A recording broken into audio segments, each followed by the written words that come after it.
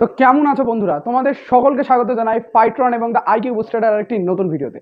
তো আজকে আমরা আলোচনা করব ভারতের মানচিত্রের পাশাপাশি আমরা আলোচনা করব সেই সমস্ত জিনিস যেটা আমরা আগের ভিডিওটা অলরেডি দেখেছি। কি দেখেছি? ভারতের সুবিশাল উত্তরে যে বিরাজমান হিমালয় পর্বত তার ব্যাপারে। তোমরা যদি আমার আগের ভিডিওটা দেখে থাকো সেটাতে তোমরা খুব সহজেই বুঝতে পেরে যাবে যে ভারতের যে প্রাকৃতিক অঞ্চলের যে ভূপ্রাকৃতিক বিভাগগুলো রয়েছে সেটা কি কি। তো বেশি সময় নষ্ট না করে আমরা খুব তাড়াতাড়ি দেখে নেব কয়েকটা জিনিস। প্রথমে আমি তোমাদেরকে রিক্যাপ করে দেব উত্তরের সুবিশাল হিমালয় পর্বত। তো প্রথমত সুবিশাল হিমালয় পর্বত বোঝার আগে আমি তোমাদেরকে ভারতের মানচিত্রে আমি যা যা দেখিয়েছি আজ পর্যন্ত সে সমস্ত কিছুই কিন্তু তোমাদেরকে আমি দেখাবো এই ভিডিওটাতেও। তো ভিডিওটাকে স্কিপ না করে গোটাটা দেখো যাতে একটা খুব মিনিংফুল আন্ডারস্ট্যান্ডিং তোমরা পেতে পারো। তো কোনো কিছু স্কিপ না করে একটু নলেজ নিয়ে একটু পেশেন্স রেখে শুরু করছি আজকের video. Welcome guys, welcome all of you to ফাইট্রন এবং দ্য আইকিউ বুস্টার দুটাই চ্যানেলে, যেখান থেকে তোমরা দেখে থাকো আলটিমেটলি দেখছো আমার ভিডিও। শুরু করা যাক। ইন্ট্রো দিয়ে দাও। ইন্ট্রো হ্যাঁ, এখন ইন্ট্রো আসবে। ইন্ট্রো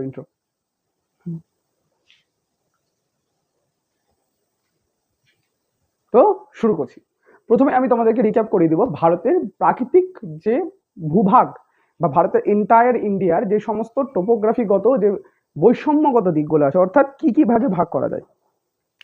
প্রথমে কি চলে আসে? উত্তরের সুবিশাল হিমালয়, তাই তো, বা যাকে আমরা ইংরেজিতে বলি নর্দার্ন হিমালয়ান রেঞ্জেস, তাই তো, নর্দার্ন হিমালয়ান রেঞ্জেস। আবার আমি রিক্যাপ করে দিচ্ছি কি ভারতের হিমালয় সুবিশাল হিমালয় পার্বত্য অঞ্চলকে মূলত তিনটি ভাগে ভাগ করা যায়। কত ভাগে? তিনটি। বাবা গো, কটা? তিনটি ভাগে। কি কি?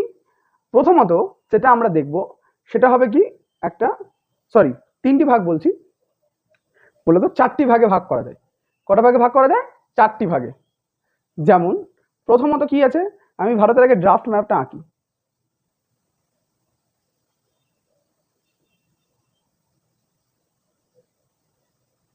ধরে নাও একটা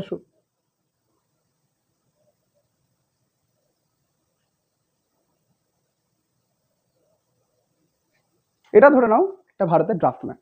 এই ড্রাফট ম্যাপের যদি একদম আমি উত্তরে দেখি যে এখান থেকে শুরু করে রাজস্থানের আগে থেকে শুরু করে এই গোটা অঞ্চল,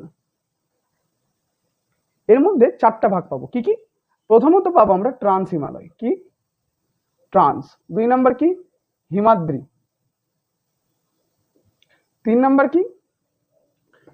ট্রান্স হিমালয়, হিমাদ্রি হিমালয় দিয়ে আবার পাবো মিড, মানে মাঝখানে যেটা আছে। আর চার নাম্বারে কি? শিবালিক। এটা আমরা আগের দিন পড়েছি। ট্রান্স হিমালয়, হিমাদ্রি হিমালয়, মিড হিমালয় আর শিবালিক হিমালয়। এই যে ট্রান্স হিমালয়, এবার ভালো করে আরেকবার লক্ষ্য করো। ট্রান্স কি? ট্রান্স এমন একটা জায়গাতে আছে যেটা আমরা দেখতে পাই না। কি করতে পাই না? আমরা কিন্তু সাধারণত ট্রান্স হিমালয়কে সেরকম ভাবে দেখতে পাই না। তো সেই ছবিটা যদি আমি অঙ্কন করি হিমালয়তে এরকম হবে। ঠিক প্রথমে এভাবে করে উঠছে, দিয়ে একটু উপরে গেল, একটু উপরে, এরকম ভাবে নেমে গেল। এটার মধ্যে আমি চারটা জিনিস শিখেছি। কি? প্রথমে এই যে ধরো ধাপে ধাপে যে সিঁড়ি দিয়ে উঠছে, এটা হচ্ছে কি? শিবালিক। এস। এটা মাঝখানে যেটা আছে এই জায়গাটাতে টুরিস্ট স্পট আছে, ঠিক আছে। এই জায়গাটাতে কি আছে? Tourist spot. এটা হচ্ছে কি? মিড হিমালয়। একদম যে সবার উঁচু শিখর, এটা ধরো না মাউন্ট এভারেস্ট। এটা কি? এটা হচ্ছে হিমাদ্রি হিমালয়, বা যাকে আমরা বলি সবচেয়ে একদম উঁচু পার্বত্য অঞ্চল। এটা হচ্ছে ট্রান্স। এটা হচ্ছে ট্রান্স। সহজ ভাষায় আমার এটা যদি হিমালয় পর্বত গোটা হাত হয়, ধরে নাও, ধরো গোটা হাত আমার হিমালয় পর্বত। এবার হিমালয় পর্বতে আমরা প্রথমে এখান থেকে শুরু করে, আমার কুনুই থেকে শুরু করে আমি এখান থেকে উঠবো, তাই কি না? এতদূর এই যে একটা মসৃণ ঢাল কিন্তু হালকা উঁচুতে অবস্থান করছে। এই যে ঢালের মতো করে আমরা একটু ধীরে ধীরে উপরে উঠছি, এটা কি আমাদের? এটা আমাদের শিবালিক। এটা কি? শিবালিক। এবার এখানে যে এই জায়গাটা আছে, এখান থেকে একটু উপরে হিমালয়টা কি হয়ে যায়? হালকা উঠে যায়। এখান থেকে কি হয়ে যায়? উঠে যায়। এই জায়গাটা হচ্ছে মিড হিমালয়। মিড হিমালয় থেকে আমার আঙ্গুলের ডগা থেকে শুরু করে একদম উপর অব্দি, একদম এই আঙ্গুল অব্দি। এই জায়গাটা কি? এই জায়গাটা হবে আমার কি? এখান থেকে এত দূর আমার তোমার শিবালিক, এখান থেকে এত দূর মিড, এখান থেকে এত দূর কি হবে? হিমাদ্রি হিমালয়। আর হিমাদ্রি হিমালয়ের পিছন অর্থাৎ এই অংশটা কি আমার ট্রান্স। ভালো করে দেখো, এবার আমি এটাকে ঘুরিয়ে দিলাম। তুমি এখান থেকে শিবালিক দেখতে পাচ্ছ, you can see the mid Himalaya as well. তুমি বৃহৎও দেখতে পাচ্ছ, কিন্তু বৃহতের পিছনে যে আমার আঙ্গুলটা রয়েছে, যে ট্রান্সটা, সেটা কি তুমি দেখতে পাচ্ছ? অবভিয়াসলি না। তো আমার তোমার কাছে সোজা প্রশ্ন, দ্বিতীয়বার করছি আমি, যে আমি যদি মিড হিমালয়তে দাঁড়াই, আমি কি দেখতে পাবো? ট্রান্স হিমালয় নাকি হিমাদ্রি হিমালয়? অবভিয়াসলি আমি কি দেখতে পাবো? হিমাদ্রি। আমি কি ট্রান্স দেখতে পাবো না? আমি যদি বৃহদে উঠি, অর্থাৎ আমি যদি হিমাদ্রিতে উঠি, তাহলে কিন্তু আমি পিছনের ট্রান্স দেখতে পাবো। এই ট্রান্স হিমালয়ের আগের দিন আমি তোমাদেরকে অংশটা পড়েছিলাম। ট্রান্স হিমালয়ের পিছনে আছে, দেখো এই জায়গাটা আমার কি ট্রান্স। আমি বললাম এই ট্রান্সটাকে আমি যখন এরকম করছি, দেখা যাচ্ছে কি না? তো এই জায়গাটা কি হবে? আমার ট্রান্স হিমালয়। আশা করি এতটুকু তোমাদের ক্লিয়ার আছে। এবার আমি আগের দিন তোমাকে পড়াচ্ছিলাম ট্রান্স হিমালয়ের অংশ। কি পড়াচ্ছিলাম? ট্রান্স হিমালয়ের অংশ। এবার ট্রান্স হিমালয় কি? এখান থেকে ধরে নাও যে এখানে তো গোটা পার্বত্য অঞ্চল করছি, এই যে এই জায়গাটা, এটা ধীরে ধীরে উঠছে, একটু বড় বড় করলাম, এই যে এই জায়গাটা, এই জায়গাটা থেকে শুরু হচ্ছে, এর নিচে এই জায়গাটা থেকে শুরু করে একদম গোটা পশ্চিমবঙ্গ। এটা কি? এটা হচ্ছে উত্তরের বিশাল সমভূমি। উত্তরের বিশাল সমভূমি। উত্তর কেন? কারণ উত্তর দিকে আছে তাই। আর কি? আর নিচেটা দক্ষিণ। আমি যদি কোনো জায়গাটা এইভাবে করে দেখি, তাহলে নর্থ হয়, নিচেটা সাউথ হয়, এটা কি হয়? ওয়েস্ট, আর এটা ইস্ট। তো এখান থেকে যদি মাঝ বরাবর একটা রেখা কল্পনা করি, তাহলে কি হবে? নিচে হচ্ছে, উপরে হচ্ছে তাই কি নর্থ। এই যে এই গোটা জায়গাটা আমি যেটা এক্স এক্স করে দেখাচ্ছি, এটা কি? The great northern plain of India. The great northern plain of India, উত্তরের সুবিশাল ময়দান বা উত্তরের সুবিশাল সমভূমি। তার নিচে দেখো ডেল্টা আকৃতি। ডেল্টা মানে এই যে ত্রিভুজ আকৃতি, ধরে নাও ডেল্টা বদ্বীপ পড়েছো তোমরা। ডেল্টা আকৃতির দেখো একটা কিন্তু ভূমিরূপ সৃষ্টি হচ্ছে। এটাকে বলা হয় ডেকান প্ল্যাটু। কি বলা হয়? ডেকান প্ল্যাটু।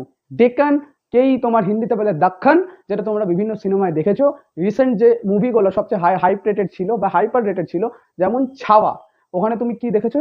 সম্ভাজি মহারাজ বলছে আকবরকে, আকবর দ্য সেকেন্ডকে কি বলছে? যে जब तक आपके पांव दक्कन पे हैं आपका कोई कुछ नहीं उखड़ सकता। तो दक्कन में है, दक्कन মানে ডেকান। দক্ষিণ কাকে বলে? নর্মদা নদী। এবার দেখো দক্ষিণ বা ডেকান কোন জায়গা থেকে আমরা চিহ্নিত করবো? একটা নির্দিষ্ট চিহ্নিত জায়গা তো থাকবে, অবভিয়াসলি আছে। সেটা কি? এই যে গুজরাটের এই জায়গাটা, এখান থেকে দুটো পশ্চিম বাহিনী নদী বেরিয়েছে। ভালো করে মনে রাখবে, পশ্চিম বাহিনী নদী। ভারতের কেবলমাত্র দুটাই পশ্চিম বাহিনী নদী আছে, তার মধ্যে দুইটাই হচ্ছে গিয়ে কি এই পাশাপাশি একদম উপর নিচ করে। উপর থেকে এইখান থেকে একটা নদী বেরিয়েছে, এই নদীটা নাম হচ্ছে কি? নর্মদা। এবং তার ঠিক নিচে রয়েছে কি? তাপ্তি রিভার। কি? একটা হচ্ছে নর্মদা উপরেটা, নিচেরটা হচ্ছে তাপ্তি। দুজনে একদম খুব এতটুকু ডিস্টেন্সে বেরিয়েছে, নর্মদা আর তাপ্তি রিভার। এখান থেকে বের করে এভাবে করে গেছে নর্মদা, আর এইভাবে করে এখান থেকে গেছে তাপ্তি। একটা নর্মদা আর একটা তাপ্তি, দুটা কিন্তু গিয়ে পড়ছে কোন সাগরে? এদিকটা কোন সাগর আছে? Arabian sea. কোথায় পড়ছে? আরব সাগরে পড়ছে। এখানে কিন্তু ভারত মহাসাগর নয়, এখানে কিন্তু এটা অ্যারাবিয়ান সি। এটা কি? এর নাম হচ্ছে অ্যারাবিয়ান সি। অ্যারাবিয়ান সিতে গিয়ে পড়ছে, এবং ভারতের এই একমাত্রই হচ্ছে দুটো পশ্চিম বাহিনী নদী। নদীর কথা বলতে গিয়ে আমার একটা বলি তোমাদেরকে, যে ভারত একটি অন্তর্বাহিনী নদীও আছে। অন্তর্বাহিনী নদী মানে যে নদীটা ভারতে কোন একটা নির্দিষ্ট জায়গা থেকে উৎপন্ন হয়েছে ঠিকই, কিন্তু সেটা তার যে মোহনা, অর্থাৎ যে তার শেষ স্থল, শেষ গন্তব্যস্থল, সেটা কিন্তু কোনো মতে সমুদ্র নয়। সেটা একটা জায়গা থেকে উৎপন্ন হয়েছে এবং সমুদ্রে যাওয়ার আগেই সে তার সমস্ত জীবন দশা হারিয়ে ফেলেছে। এবার জীবন দশা কি জানতে হবে। জীবন দশা কি জানতে হবে।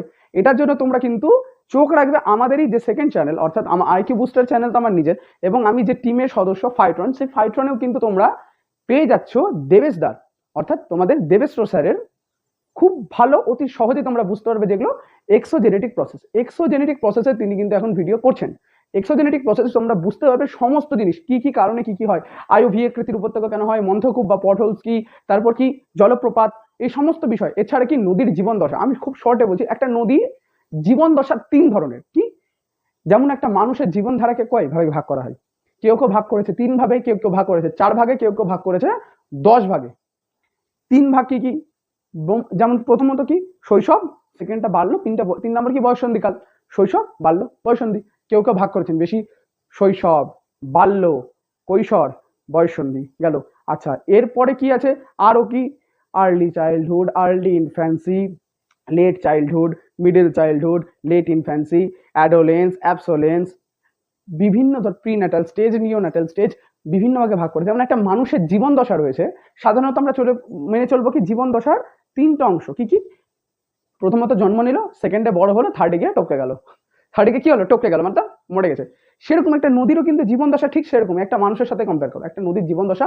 Just think the river as a human. কেন বলে রাখছি, নদীতে জীবন দশা কিন্তু খুবই সহজ। কি কি? প্রথমত কি একটা জায়গা থেকে উৎপত্তি হবে, উৎপত্তি যেমন দেখবা ছোটবেলাতে বাচ্চাদের গায়ে শরীরে ফুর্তি অনেক থাকে, তারা এদিক ওদিক ছোট ছোটকা গোলা একদম তিরিং বিরিং করে লাফিয়ে বেড়ায়, একদম এখান থেকে ওখানে জাম্প মারছে, ওখান থেকে ওখানে জাম্প মারছে, শরীর উল্টে পড়ে যাচ্ছে, দুবার ভ্যাঁ ভ্যাঁ করে কাছে, এইভাবে করে ধুলা ছাড়ছে, আবার খেলতে চলে যাচ্ছে। সেই যে একটা লেভেলের এনার্জি ওদের মধ্যে আছে, এটা কি একদম তাদের ছোটবেলাতে। যত বয়স হবে ধীরে ধীরে সুস্থ হবে। কি বলছিস তুই? যাবো না ভাই, ঘুম পাচ্ছে, আমি ঘুমাবো, আমি ঘুমাতেই থাকবো। সেই রকম ভাবেই একটা মানুষের যেমন জীবনের বিভিন্ন দশা যে ছোট থেকে বড় হয়, সেরকম নদীও কিন্তু একটা টাইমের পর তার গতি কিংবা যে এনার্জিটা যা থাকে একদম ছোট বয়সে, সেটা কিন্তু হারাতে থাকে, জাস্ট লাইক এ হিউম্যান। যখন কোনো নদী জন্ম নেয়, সবসময় মনে রাখবে নদীর জন্ম 90% ক্ষেত্রে কিন্তু কোথায় হয়? পার্বত্য অঞ্চল থেকে কিন্তু নদীর জন্ম হয়। পার্বত্য অঞ্চল থেকে কি হয়? নদীর জন্ম হয়। এই নদীর জন্ম যখন পার্বত্য অঞ্চল থেকে হয় এবং ওই পাহাড়ের ঢাল বেয়ে যখন নদী নিচে পড়ে, তখন কি সৃষ্টি? হঠাৎ যদি এখানে কোনো একটা ধরো এইভাবে করে ফ্ল্যাট সার্ফেস আসছে, হঠাৎ মরে গেল, অর্থাৎ এইভাবে করে আসছে, খুব আনন্দের সাথে আসছে, এইভাবে করে ছিল, ধরো এইভাবে করে যাচ্ছে, ঠিক একদম আছে, এবার কি হঠাৎ করে বেয়ে গেল। এবার নদীর যে জলটা আছে হঠাৎ করে এবার কি একটা বেগের সাথে আসতে পারে, এইভাবে করে পড়বে। আমার এখান থেকে তো চুইয়ে পড়বে না, একটু গতির সাথে পড়বে। এই জায়গাটাকে কি বলা হয়? এখানে সৃষ্টি হয় কি? জলপ্রপাত বা ওয়াটারফলস। ঠিক সেরকমই একটা নদী যেমন প্রাক বয়সে একদম যখন জন্ম হয় তখন খুব খরস্রোতা থাকে। খরস্রোতা মিন্স র্যাপিড থাকে। র্যাপিড মানে এখানে কি? নদীর গতিকে সেটা সিগনিফাই করছে। কি হচ্ছে?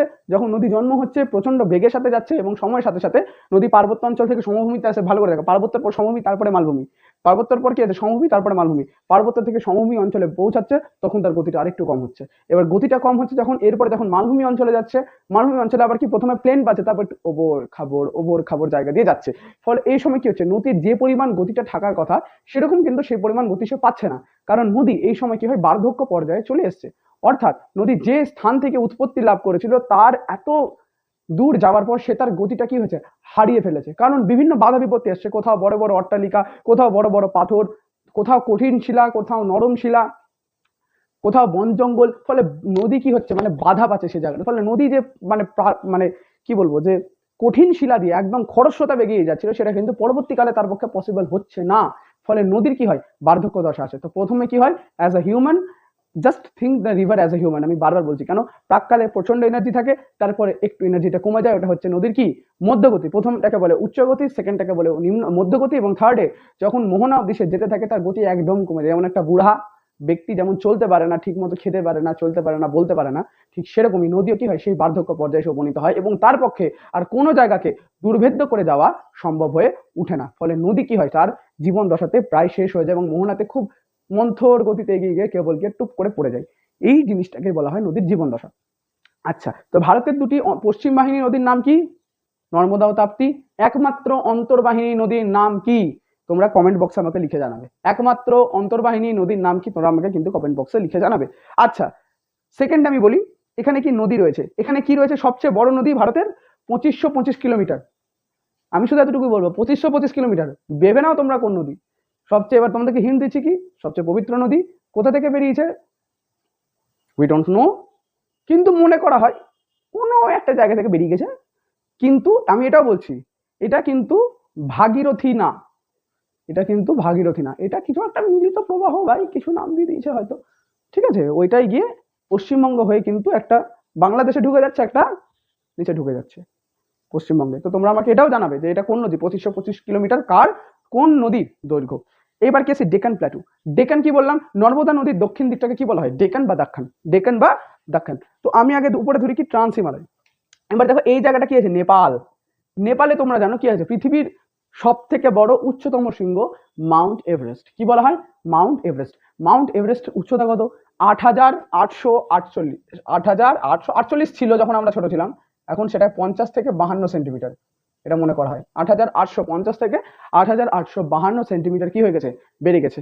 এভারেস্ট কিন্তু যে বৃহৎ হিমালয়, বৃহৎ হিমালয় কিন্তু নবীন ভঙ্গিলজাত পর্বত। হিমালয় কিন্তু কি? নবীন ভঙ্গিলজাত পর্বত। আমি আগেও বলেছি, এবং নবীন ভঙ্গিলজাত পর্বতের একটা সবচেয়ে বড় বৈশিষ্ট্য হচ্ছে নবীন ভঙ্গিলজাত পর্বত উত্থান হতেই থাকে। যতক্ষণ না সেটা প্রাচীন হচ্ছে, তার উত্থান একদম শেষ হয়ে যাবে। যখন উত্থান শেষ হয়ে যাবে তখন কি হবে? সেটা প্রাচীন ভঙ্গিল পর্বত হিসাবে কিন্তু আমাদের সামনে উপস্থাপিত হবে। কিন্তু যতদিন বেড়ে যাচ্ছে সেটা কি হবে? নবীন ভঙ্গিল পর্বত। কি হবে? নবীন ভঙ্গিল পর্বত। তো হিমালয় কি? নবীন ভঙ্গিল পর্বত। এই হিমালয়ের অংশই কি এসছে? আমাদের মাউন্ট এভারেস্ট। এখানে কি আছে? Mount Everest. এখান থেকে ধরেন এটা কি চলে গেছে? মাউন্ট এভারেস্ট, এভাবে করে, তাই তো? কি চলে গেছে? Mount Everest. এরপরে কি আছে? এর মাঝখানে এই জায়গাটা শিবালিকে, ঠিক এই জায়গাটা চলে গেছে মাউন্ট এভারেস্ট। গোটা নেপালে কি আছে? তোমার বৃহৎ হিমালয়। তার মাঝখানে কি রয়েছে? মিড হিমালয়। এখানেই আমরা যাই ঘুরতে, কুল্লু, মানালি, দার্জিলিং, জলপাইগুড়ি, শিলিগুড়ি, তারপর তোমার ওই কেন বলে শিলিগুড়িতে অনেক ঘোরার জায়গা আছে, কালিম্পং, ঠিক আছে, কার্শিয়াং, লাভা, কুল্লু, মানালি, মসৌরি, নৈনিতাল, সমস্ত এই জায়গাতেই আছে। এর উপরে যখনই আমরা যাব, আমরা এই জায়গাটাতে পৌঁছাব। কাশ্মীর, এবার যদি আমি বলি কাশ্মীর ভ্রমণ স্থল হিসাবে, কাশ্মীর কোন জায়গাতে অবস্থান করে? ভ্রমণ স্থল হিসাবে কাশ্মীর কোন জায়গাতে অবস্থান করে? অ্যান্সার কিন্তু ট্রান্স হিমালয়। এবার ট্রান্স হিমালয়তে যাওয়া যায় না আমি বললাম, কিন্তু কাশ্মীর কিন্তু এর পিছনে অবস্থান করে। কারণ কি? নেপাল সাইড থেকে কিন্তু পর্বতগুলো বিশাল উঁচু হতে শুরু করে দিয়েছে।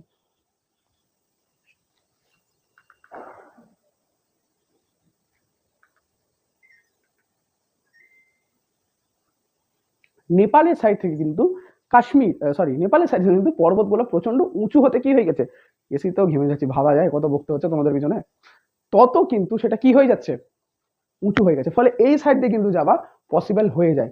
এবার আমি এখানে বলি, এখানে আমার চারটা কিন্তু মেন ট্রান্সের চারটা আমরা এখানে পেয়ে যাবো। কি কি? প্রথমটাই আগের দিনই বলেছিলাম, না হলে আগের ভিডিও দেখে আসো, নাহলে কিন্তু সম্ভব না। প্রথমটাকে আমরা কে দিয়ে প্রথমটা কারাকোরাম, দ্বিতীয়টা লাদাখ, তৃতীয়টা জাসকর, ডাইরেক্ট পরেরটা পীর পাঞ্জাল। কারাকোরাম, লাদাখ, জাসকর, পীর পাঞ্জাল। কারাকোরাম, লাদাখ, জাসকর, পীর পাঞ্জাল। কারাকোরামের দুটা সবচেয়ে উচ্চতম শৃঙ্গ কি কি?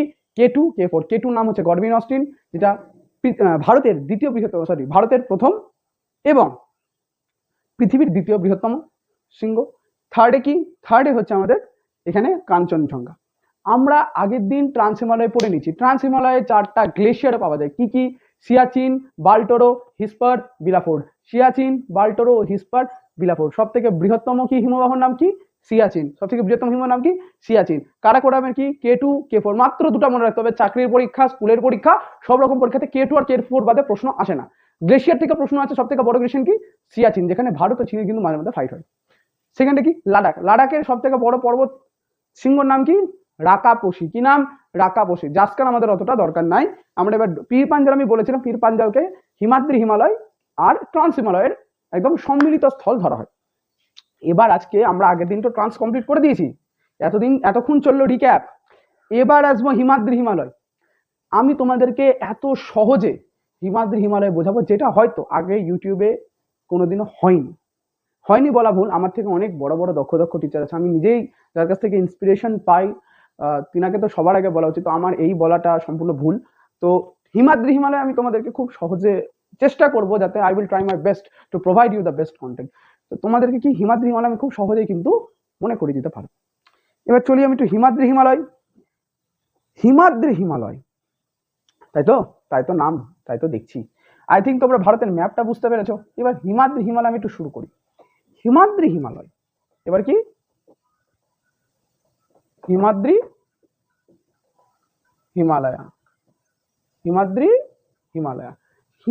হিমালয় কোথা থেকে শুরু হয়েছে, কোথায় গেছে, স্টার্টিং আর এন্ডিং পয়েন্টটাকে আমি জেনে নিই, তারপর মাঝখানগুলো দেখা যাবে।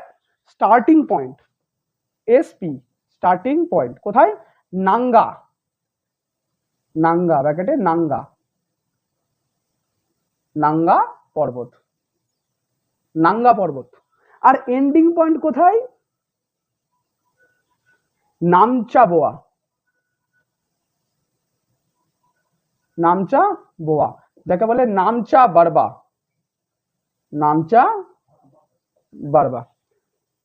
স্টার্টিং পয়েন্ট হচ্ছে নাঙ্গা পর্বত আর এন্ডিং পয়েন্ট হচ্ছে নামচা বোয়া বা নামচা বারবা। এবার আমি তোমাদেরকে মনে করে মাঝখানে কি আছে, এখানে ধরো এটা কি? নাঙ্গা। আমি নাঙ্গা পর্বতকে দিব সিম্বল N1 আর এটাকে দিব N2, কারণ দুটাই NN দিয়ে শুরু। তো এখান থেকে শুরু করলাম, চলে গেলাম এত দূর। এটা কি? N1, এটা N2। একটা হচ্ছে নামচা বোয়া, একটা হচ্ছে নাঙ্গা। এটা হচ্ছে নামচা বোয়া আর এটা হচ্ছে কি? নাঙ্গা পর্বত।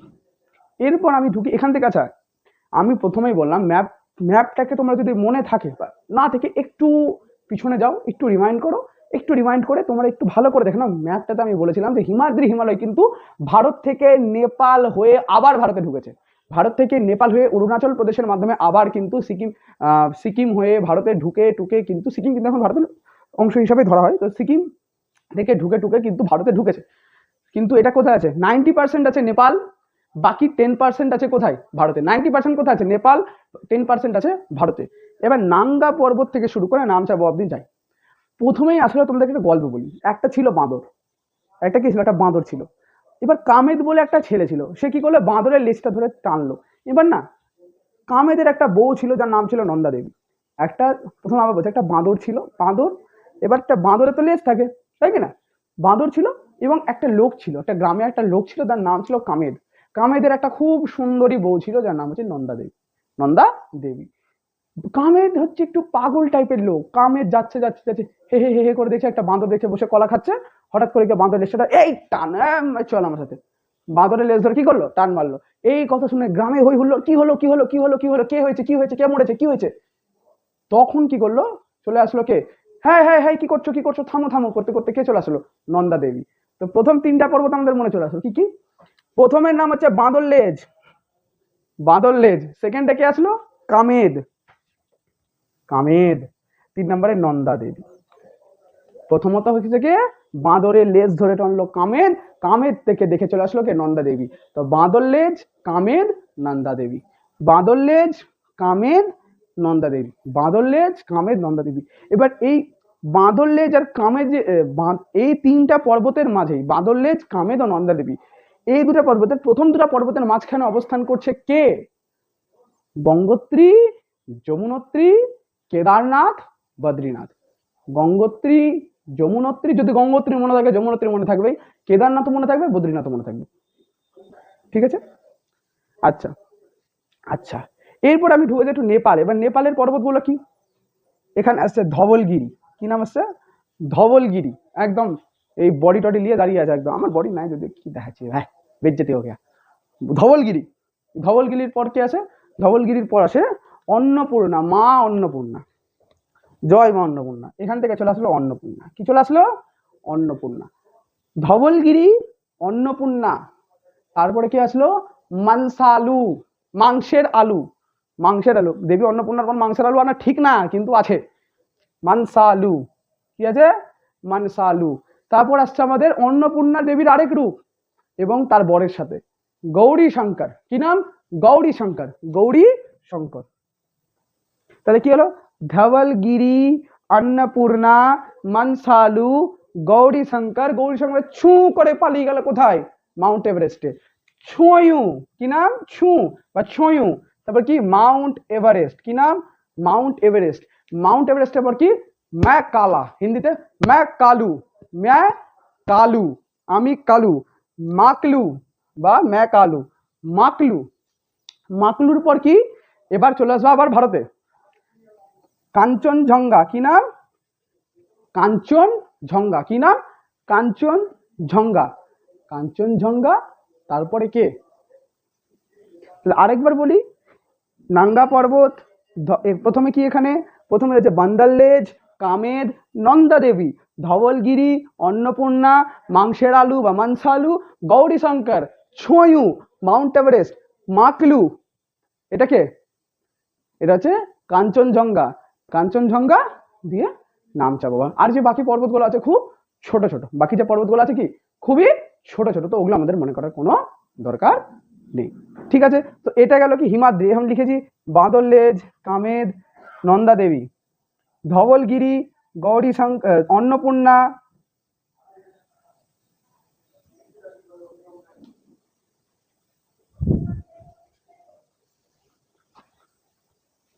সরি ফর দ্য ইন্টারাপশন, আমি কোথায় ছিলাম? আমি আবার বলছি। প্রথমে কি শুরু হলো? নাঙ্গা পর্বত। এন্ডিং পয়েন্ট কোথায়? নামচাবোয়া। মাঝখানে গেছে বাঁদর লেজ, কামেদ, নন্দা দেবী। এই 3টা পর্বতের মাঝে রয়েছে গঙ্গোত্রী, যমুনোত্রী, কেদারনাথ, বদ্রীনাথ। এরপর আমি ঢুকছি নেপাল। এখান থেকে কি? নেপাল। আর এখান থেকে এত দূর হচ্ছে নেপাল। তারপর আবার আমরা ঢুকে আছি ভারতে। এর মধ্যে কিছু ধবলগিরি, অন্নপূর্ণা, মানসালু, গৌরী শঙ্কর, ছুঁয়ু, মাউন্ট এভারেস্ট, তারপর কি? ম্যাকালু। এখানে কি? কাঞ্চনজঙ্ঘা, নামচা বাবা। কাঞ্চনজঙ্ঘা, নামচা বাবা। কাঞ্চনজঙ্ঘা থেকে নামচা বাবাতে গিয়ে, নামচা বাবা অরুণাচল প্রদেশে রয়েছে এখানে গিয়ে আমাদের শেষ। তো আশা করি তোমরা বৃহৎ হিমালয় খুব সহজে বুঝতে পেরেছো। বৃহৎ হিমালয় বোঝাটা খুব একটা টাফ না, খুব সহজ। এরপরে আমাদের কি বৃহৎ হিমালয় কমপ্লিট। এবার কি, এবার আমরা আসি পর্যটন স্থল। পর্যটন স্থল মানে মিড হিমালয়। শিবালিক সম্বন্ধে আমাদের সেরকম জানা করার প্রয়োজনই নাই, কারণ শিবালিক থেকে শুরু করছে এখান থেকে, এবং শিবালিকের নিজে কি রয়েছে, বিশাল সমভূমি। তো আজকের ভিডিওটা আমি খুব ছোট্ট করেই কিন্তু শেষ করে দেবো। এরপরে প্রথমেই আমরা কি বলবো, মিড হিমালয় নিয়ে কথা বলবো। মিড হিমালয়ের অন্যতম গুরুত্বপূর্ণ বৈশিষ্ট্য হচ্ছে কি, ইহা পর্যটন স্থলের জন্য অত্যন্ত গুরুত্বপূর্ণ। এটা কি, এটা পর্যটন স্থলের জন্য অত্যন্ত গুরুত্বপূর্ণ। যে কোনো পর্যটন স্থল অর্থাৎ কুল্লু, মানালি, দার্জিলিং, জলপাইগুড়ি ধরো, ডুয়ার্স বলো, তুমি এবার বলে নাও গ্যাংটক, সিকিম, যা যা রয়েছে সব কোথায় রয়েছে, সবটি রয়েছে। কিন্তু যত পর্যটন স্থল 90% of them are located in mid Himalaya. সবটি কোথায় রয়েছে, মিড হিমালয়ান রেঞ্জেসে কিন্তু অবস্থান করছে। কারণ কি, এর উপরে আমি যত উপরে যেতে থাকবো ঠান্ডা লাগতে লাগবে। এবং ঠান্ডা কেন লাগে, আগের ভিডিওতে বলেছিলাম প্রতি 1000 মিটার অর্থাৎ 1 কিলোমিটার উচ্চতায় 6.5 ডিগ্রি সেন্টিগ্রেড হারে তাপমাত্রা কিন্তু ডিক্রিজ হয়, অর্থাৎ কমতে থাকে। একে কি বলা হয়, ল্যাপস রেট। এটা কোথায় হয়, মূলত ট্রোপোস্ফিয়ারে। কোথায় হয়, মূলত ট্রোপোস্ফিয়ার। এটা অলরেডি আমি বায়ুমণ্ডলের যে ভিডিওটা আমার চ্যানেলের নিচে আমি ডেসক্রিপশন বক্সে তার লিঙ্ক দিয়ে দেবো, তোমরা গিয়ে সেটা দেখে নিতে পারো। বায়ুমণ্ডলে এটা আমি পড়িয়েছি তোমাদেরকে। এরপরে কি, তো মিড হিমালয়ে দেখি না সেরকম ভাবে কোনো কি বলবো, সেরকম ভাবে কিন্তু কোনো রকম ঠান্ডা ফান্ডা ওরকম ভাবে পড়ে না। যদি শীতকাল থাকে সেটা আলাদা ব্যাপার, কিন্তু গ্রীষ্মকাল এবং অক্টোবর শরৎকাল দুটো কিন্তু পর্যটনের জন্য খুব ভালো। এখানে যে গাছ পাওয়া যায়, এখানে সবচেয়ে বেশি পাইন গাছ পাওয়া যায়। সেকেন্ড কথা, থার্ড কথা কি, এখানে যে ঘাসগুলো পাওয়া যায় তাকে স্থানীয় ভাষায় বলে মার্গ। যেমন স্বর্গকে স্বর্গ বলে, সেরকম এটাকে কি বলে, মার্গ। এর মধ্যে সব থেকে অন্যতম ঘাস হচ্ছে গুলমার্গ। কি নাম, গুলমার্গ। গুলমার্গ কোথায় পাওয়া যায়, মিড হিমালয়ান রেঞ্জেসে। এবার মিড হিমালয় রেঞ্জেস আমাদের প্রায় কমপ্লিট। মিড হিমালয়ান রেঞ্জেসে কি দেয়, নাম, এতগুলা নাম বললাম, যত পর্যটন স্থল সবাই কোথায় যায়, মিড হিমালয় রেঞ্জেসে। জিজ্ঞেস করে এইটা কোথা থেকে শুরু কোথায় শেষ, মাঝখানে কি আছে, বাঁদর লেজ, বাঁদর বলে একটা বাঁদর ছিল, বাঁদরের লেজ ধরে চললো, কামেদ, কামেদ লেজ ধরে টানাতে গ্রামে পড়লো, হয়েছে আসলো কে, নন্দা দেবী। এরপর কি, ধবলগিরি, অন্নপূর্ণা, মানসালু, গৌরীশঙ্কর, ছয়ু, মাউন্ট এভারেস্ট, মাউন্ট এভারেস্টের পর কি, কাঞ্চনজঙ্ঘা, নামচাবোয়া। কাঞ্চনজঙ্ঘার পর কোথায় চলে গেল, নামচাবোয়া। তো যে ঘাসটি পাওয়া যায় মিড হিমালয় রেঞ্জেসে তার নাম কি, গুলমার্গ। সোনমার্গও পাওয়া যায়, গুলমার্গও পাওয়া যায়। একটা নাম হয় সোনমার্গ, একটা নাম হয় গুলমার্গ। এই সোনমার্গ এবং গুলমার্গের ঘাটি, ঘাটি বা ভ্যালি যাকে বলি আমরা, উপত্যকাও রয়েছে, বিশাল উপত্যকা রয়েছে, খুব দেখতে খুব সুন্দর হয়, গুলমার্গ ও সোনমার্গ। এরপরে কি আছে, শিবালিক। শিবালিক কিন্তু সেরকম ভাবে কোনো ইম্পর্টেন্ট নাই, কারণ শিবালিক থেকে আমরা জাস্ট উঠতে শুরু করি। তো সেখানে সেরকম কোনো ভূপ্রাকৃতিক কিংবা বায়োলজিক্যাল ডাইভার্সিটি কিন্তু সেরকম ভাবে পাওয়া যায় না। সবচেয়ে বেশি বায়োলজিক্যাল ডাইভার্সিটি কোথায় পাওয়া যায়, সবচেয়ে বেশি বায়োলজিক্যাল ডাইভার্সিটি কিংবা যাকে আমরা বায়োডাইভার্সিটি বলি, জীব বৈচিত্র্য, সেটা কোথায় পাওয়া যায়, এক্স্যাক্টলি মিড হিমালয়ান রেঞ্জেসে। কারণ সবচেয়ে ঠান্ডা জায়গাতে তো কেউ থাকতে পারবে না ভাই। মিড হিমালয়ান রেঞ্জেস যেখানে বন জঙ্গল পরিপূর্ণ, একদম বেস্ট থাকার জন্য, সেখানে সবচেয়ে বেশি কি পাওয়া যায়, বায়োডাইভার্সিটি সবচেয়ে বেশি হয়। এবং আমি যদি বলি গোটা পৃথিবীর মধ্যে সবচেয়ে বড় বায়োডাইভার্সিটি কোথায় হয়, ক্রান্তীয় চিরহরিত অরণ্য। কোথায়, ক্রান্তীয় চিরহরিত অরণ্য, কিংবা যাকে ইংরেজিতে বলে এভারগ্রিন ফরেস্ট। এভারগ্রিন ফরেস্ট কোথায় রয়েছে, কোথায় আছে, ঠিক, ওটা রয়েছে নিরক্ষীয় অঞ্চলে। কোথায় রয়েছে, নিরক্ষীয় অঞ্চলে। তো আজকে আমাদের কি শেষ, আজকে আমাদের ভারতের নর্দার্ন হিমালয় কিন্তু গোটাটা শেষ। নর্দার্ন হিমালয় আমি তোমাদের গোটাটা শেষ করে দিচ্ছি, কিন্তু কিন্তু কিন্তু কিন্তু স্টপ স্টপ স্টপ, এখনো হয়নি, একটু বাকি আছে, একটু বাকি আছে, ওটা একটু বলে দিই। তোমরা সবই পড়লে, কিন্তু একটা জিনিস তোমরাও ছুটে দিলে, আমরাও ছুটে গেলাম। তোমরা কুমায়ুন হিমালয়ের নাম শুনেছো? প্রথম কি পাঞ্জাব হিমালয়,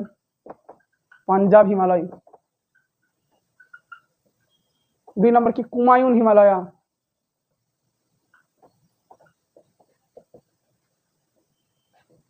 তিন নম্বরে কি নেপাল হিমালয়া, আর চার নম্বরে কি Assam Himalaya.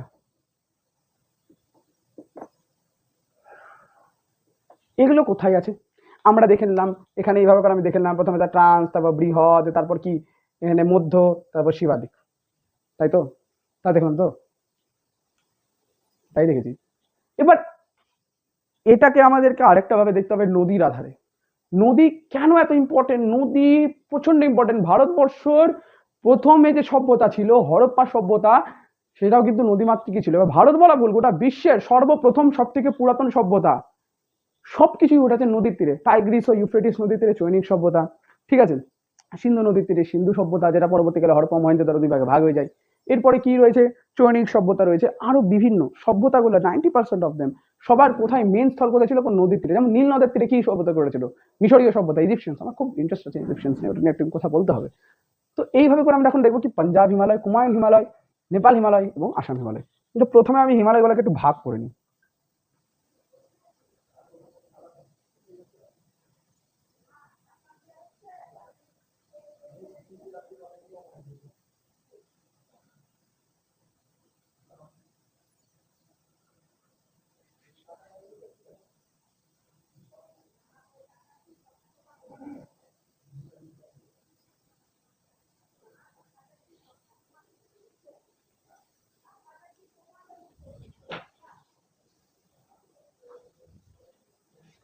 Sorry for the interruption once again. তো এখানে আমরা কি আঁকলাম, হিমালয়ের 4টা পর্বত ছিল, অর্থাৎ ট্রান্স, হিমাদ্রি, মধ্য, শিবালিক। এখান থেকে কিন্তু অনেকটা নদী গেছে।